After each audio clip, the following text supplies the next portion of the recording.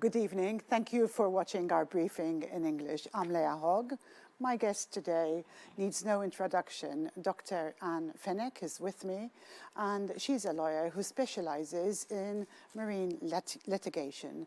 Thank you very much for joining us today. Thank you for joining the program. Thank you, Leah. Thank you for your kind invitation. It's wonderful to be on your program. Thank you very much indeed. I'd like to go back to how you started in this sector, and we're soon going to see a photo from 1986 when you first started. What attracted you to the sector? Well, that's a really good question, because the truth of the matter is that I fell into shipping purely by accident. I qualified in 1986 at the same time that my husband-to-be qualified as a doctor in London. And we had planned to get married and move to London. So before I qualified, I actually applied for a job with a number of law firms. And one of them, Holman Fenwick and Willan, actually asked me to go in for an interview. And it turned out to be a marine litigation law firm. I had just qualified, 24, no experience in working abroad, and I think I happened to be at the right place at the right time. They gave me an opportunity. They gave me a one-year contract to look at all the council's opinions, because in England solicitors go to council for their opinion, and my job was to read through all of those council's opinions, prepare summaries, and this was 86, where everything was starting to go online. So, you know, at the end of that year, they were perfectly entitled to tell me, thank you very much, here's your fee, have a nice life. But they asked me to actually stay on as an associate, as a fee earner. And I ended up by spending 5 years at Holman Fenwick and Willan. As I said, it's an international maritime law firm. And it was a love affair which I started and which I am still very much involved in today. I've never done anything else since. Then, after 5 years with Holman's, my husband walked in one day and said, I'd like to do a fellowship in New Orleans in vitreoretinal surgery. And so we packed our bags and off went to New Orleans, and I was seconded from HFW to a law firm called Chaffe McCall, because I was lucky, again, because New Orleans then was the second largest port in the United States. Lots of shipping law, lots of casualty work on the Mississippi. And you were lucky because you got global experience, yes, really. Yes, that is where I got really into collisions, pilotage and towage, because of the Mississippi sees an enormous amount of traffic coming down from the grain terminals out into the ocean, lots of casualty work, so that was great. Why is Malta so important to the marine sector? Well, we're having a look at that map. If we could go back to the map showing Malta in the middle of the Mediterranean. It's right behind us. Okay. Yes. Well, there we are. That is it. That picture tells 1,000 stories, really.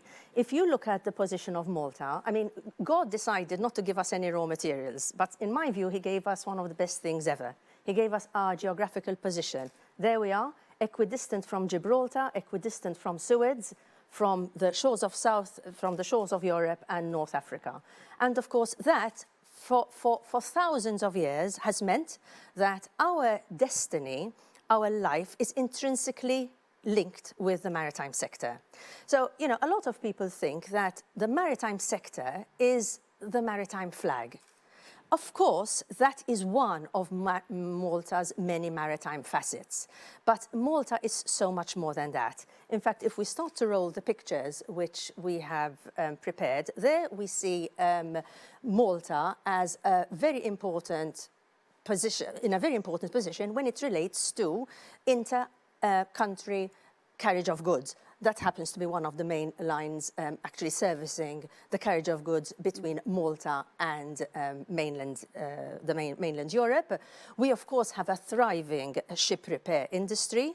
And I think if we can start to roll the pictures, that would be good. There we can see another area of maritime Malta, which is bunkering. Mm-hmm. Bunkering is what happens when ships take their fuel. Mm-hmm. So again, because of our position bang in the middle of the Mediterranean, when ships are going from east to west and west to east, they don't have to deviate off their contractual route in order to pick up bunkers. So they stop off Malta to pick up their bunkers fuel. There we see a picture of a ship coming into Malta for repair, and that picture just gives you a very good idea of the depth of our Grand Harbour. Because apart from our geographical position, we also have one of the deepest harbours, natural harbours in the Mediterranean. And there you have it. So on the right-hand side of Valletta, we have Grand Harbour with all the heavy maritime industry. And of course, on the left-hand side, we have Marsamxetto Harbour, which today houses and has an enormous amount of yachts and a number of yacht marinas. So our position allows us to offer unique services. I would like to think that our position, and as maritime services have actually developed in Malta, this little rock of ours actually provides every single maritime service that you can think of to the international maritime community. There we see another facet of Maritime Malta, which is the cruise line business. Not only is Malta welcoming these cruise liners to our shores, so we see another facet of Maritime Malta, but it also happens to be very frequently en route, especially when Libya at one time had opened up to the cruise line business. Malta was a very cozy, nice stopover from Europe to the northern shores of North Africa, shores of North Africa. You're mentioning the cruise line business, and it was something we're going to discuss. That's been hit very badly by COVID-19. How do you see it in the future? Do you see it reviving in the future? Absolutely. The cruise line business, of course, as very much part and parcel of the tourism industry generally, was hugely hit by the COVID crisis. I'm sure the viewers remember that that was one of the first sights we got of COVID. Whilst we saw what was happening in China at the end of December of 2019, not even 2020, COVID hadn't really started in Europe and in America until we started to see the cruise liners in Japan. Do you remember? Yes. With the passengers being taken off because of COVID. And of course, it was all downhill from there. A number of cruise lines did not survive. A number of cruise lines that were very, very healthy survived just about. But to this day, the cruise line industry is very, very much in the doldrums. However, yes, I do believe that this is an opportunity for people to possibly invest in the cruise line business going forward. And in fact, only a few weeks ago, I received a call from some persons who are actually interested in entering the cruise line business in the future, because once we all get out of this, there will be, I believe, an enormous resurgence in people wanting to go away, people wanting to travel.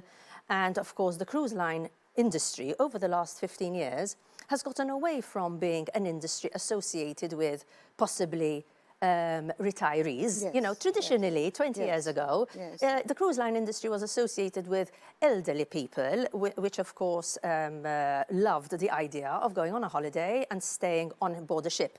That has changed dramatically. Today we see cruise lines and cruise liners which are focused on having children, on younger people. So generally speaking, the cruise line business, I am very, very confident will come back with a vengeance, and soon we will start to see these magnificent ships in our harbours with the regularity that we used to see them before. That's very positive.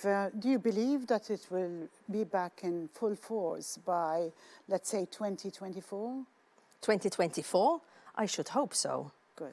I should hope so. Well, of course, much depends on the vaccination program worldwide, on the control of this virus, and on how careful we must continue to be in the immediate and the near future.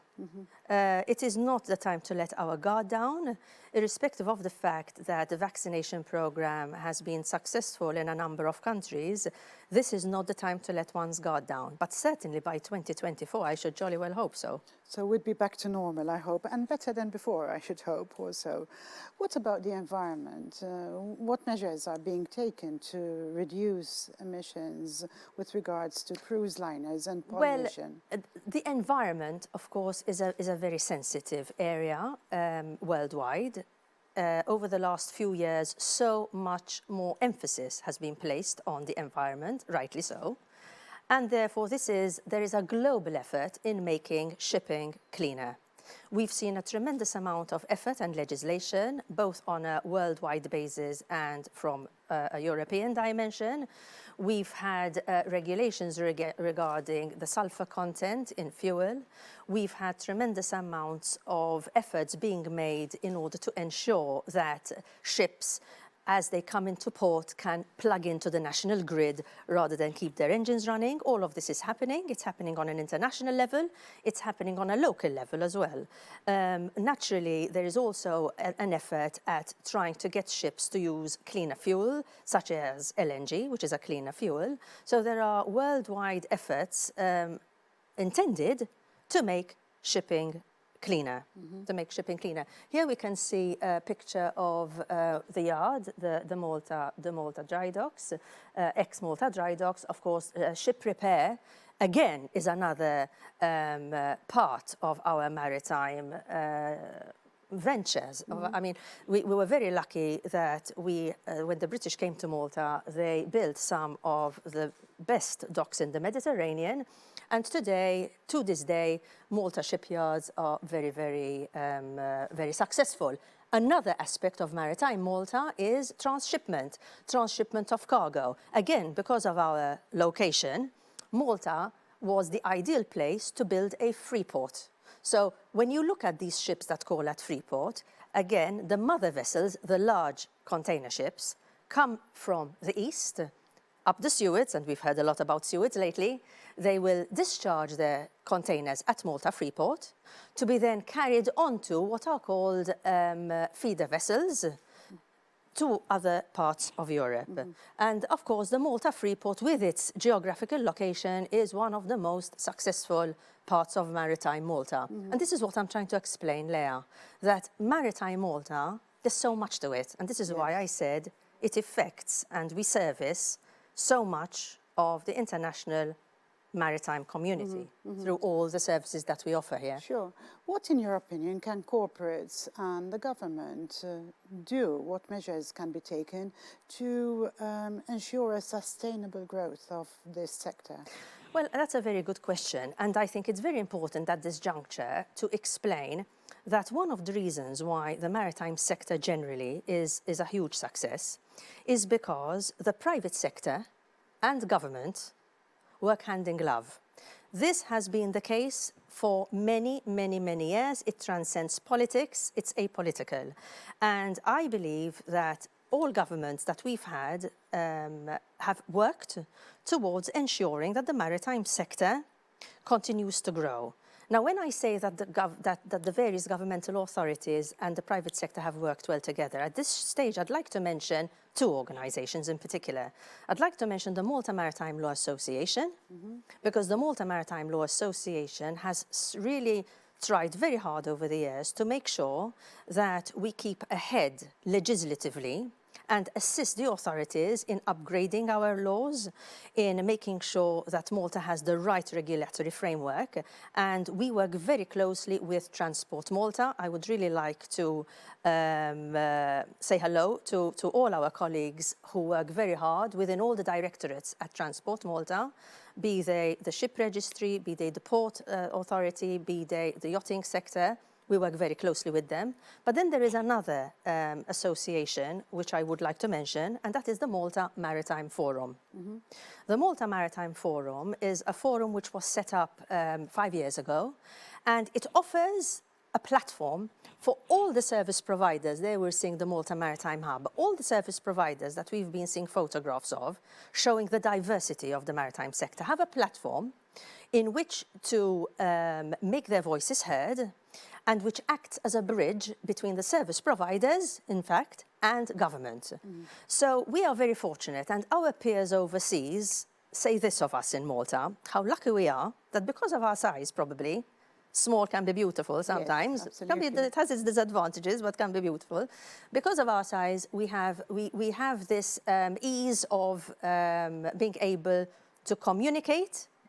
Our voices are heard, not always, But we like to make our voices heard, and there is a very good relationship going with the authorities. There we see a picture of a pilot boat. The pilot, very few people know this, is that individual who boards the vessel before coming into either Marsaxlokk or Grand Harbour, because both those harbours are compulsory pilotage areas. Every ship coming in needs to have a pilot on board, because no matter how wonderful the master or captain is, no matter how experienced, it is the pilot who has the immediate knowledge of the harbour itself.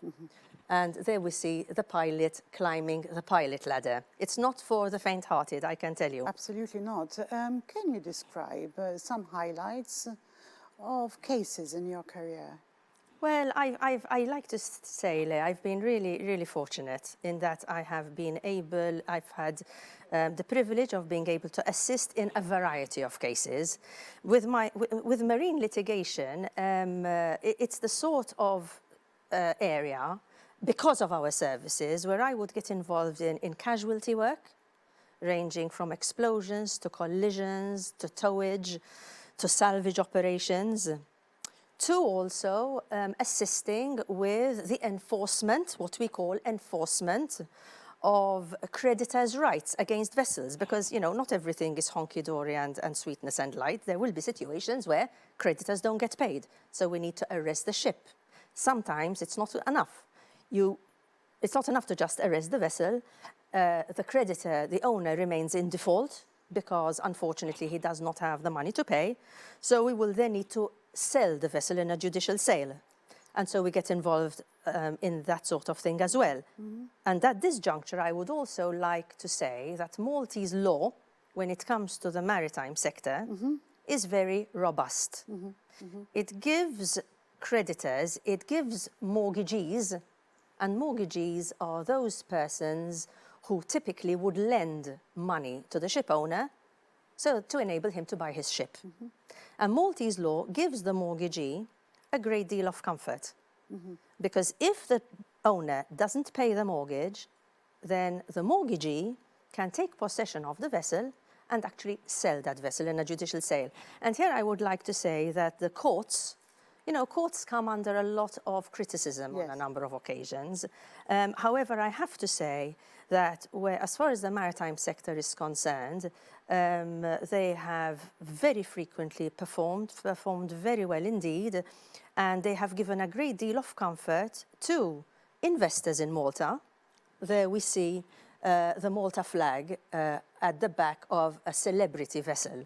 The Malta flag is the largest flag in Europe and the 6th largest worldwide. And that doesn't only happen because, as some people think, the Maltese law offers the owner financial advantages. Today, the financial advantage is offered by most flags in the world, so we're nothing special. But the advantage of the Malta flag goes beyond that. We are English speaking. As I said, the law gives us a great deal of comfort, gives the owners a great deal of comfort, but it gives the lenders a great deal of comfort, as I've just explained. Yes. And the authorities work very well. They listen to us, we listen to them. There's a good synergy. And the flag administration is open on a 24/7 basis. I mean, it's very complex, but it seems to be very efficiently managed, I think, the way you're describing it. We like to think we are efficient. We have our bad days, of course, like everything else, but... What, in your opinion, what impact has the Brexit trade deal had on the industry? Well, Brexit has affected the shipping industry in a variety of ways. Of course, we all read the papers, so we all know how it has affected the carriage of goods. Gone are the days where there is free movement of trade. Of course, so any containers, any goods coming into Malta require import licenses and vice versa. That has, especially initially, led to a clogging up of traffic. And apart from that, from a legislative point of view, it has also affected the manner in which judgments given in England are enforced in Malta, because before we would do that under the umbrella of what is called the Brussels recast. There was an EU convention which applied to England and Malta because we were both members of the same club. And this was a convention that would tell you how you go about enforcing judgments and jurisdiction. I'm being very, making things simple here. So we have had to figure out how English judgments would have to be enforced in Malta. And we are now resorting to a very old law that was law in Malta before the European Union and vice versa. So there are a number of issues which, of course, Brexit has had an impact on. Yes, but it's obviously being very well managed also. Well, it's being managed. Yes. We're learning. It's a new experience. Nobody taught us about Brexit. It's work in progress. But the good thing, the best thing is to try to understand the problem and to try and give the best advice under the circumstances. Can we refer to the coronavirus, which obviously hit the sector very badly? How do you see us coming out of that? COVID affected the shipping industry very badly for a number of reasons. Initially, when we saw that China stopped importing raw materials because the Chinese were not going to their workplace. You remember, we saw all these pictures of all these factories, and we all know that so much stuff is manufactured in China. The Chinese weren't going to their workplace. So raw materials stopped being imported. Once you stop importing into China those enormous amounts of raw materials, that means there was extra tonnage not carrying goods. No goods were being manufactured in China, so there were no ships and containers. There was no need for ships and containers to export out of China. So we had a glut of shipping in the doldrums, too many containers. We are now coming out of that cycle in the reverse order. Now suddenly, and that is the beauty of shipping, it's very cyclical. Now there aren't enough ships and enough containers in order to carry all the products that are being manufactured. But of course, COVID had a terrible effect on crew. We mustn't forget that. There is the human element here. We're not just talking about pieces of steel. These huge objects need to be manned. So because of COVID, crew members couldn't leave their ships. They couldn't leave the vessels. They couldn't have a substitution of crew because they couldn't actually get into airports because of the restriction in travel. So of course, COVID affected so many activities. It affected us in Malta. There were less ships coming into Malta. We had issues with people within the port areas really needing to be vaccinated because of the contact they had with others. So, this was all part and parcel of a great big issue. Yes. Not to speak, of course, of the biggest tragedy of all those people who lost their lives as a result of COVID. I myself had friends who lost relatives, and of course your heart goes out to these people. Absolutely. When you see the human side of this Absolutely. whole affair. I really thank you for coming today, but I'd like to close. Perhaps you could share a positive message with our audience today. A positive message, certainly. Well, I think that we're here to talk about the maritime sector. And I think that we are super fortunate that we are surrounded by this beautiful sea, which from time immemorial has provided us on these islands, with a very important industry. This is not an industry that happened yesterday. The maritime industry, with all its facets, is an industry which is synonymous to Malta. It is an industry which the Malta Maritime Forum actually conducted a survey on and a study on called Maritime Malta. And it is something which employs an enormous amount of people. We should take care of it. We should take care of it in all its facets. But most importantly, Leah, I think we need to understand that nobody owes us a living. The world does not owe us a living. We need to deliver. We need to deliver on the services which we can offer, and we need to give good value for money.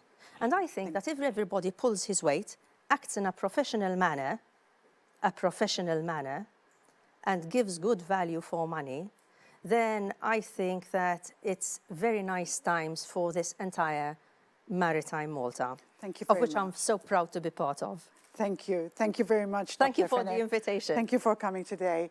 I am today with Dr. Ann Fenech. Thank you for watching. Please send your comments, as usual, to the number you've seen during this program. I'll see you next week at the same time. Good evening.